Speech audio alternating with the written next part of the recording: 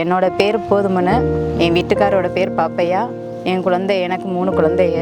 ஏதோ இந்த வெல்டியூஷன் மூலியமாக எங்களுக்கு இந்த கடை வந்ததில் இருந்து நாங்கள் இன்றைக்கி ஓரளவுக்கு பரவாயில்ல. அன்னைக்கு இருந்த நிலைமைக்கு இன்றைக்கி நாங்கள் நல்லா இருக்கிறோம். என் வீட்டுக்காரு வேலைக்கெல்லாம் போக முடியாது, மாற்றுத்திறனால தான். ஆனால் இந்த கடையை வச்சு ஓரளவுக்கு இன்றைக்கி நாங்கள் ஒரு நல்ல நிலைமைக்கு வந்திருக்கிறோம்.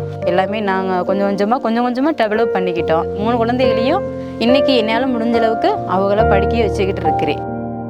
நான் ஒரு ஆள் 100 நாள் வேலைக்கு போவேன். இந்த 100 நாள் வேலைக்கு போய் எனக்கு அதில் கிடைக்கிற வருமானம் கம்மி.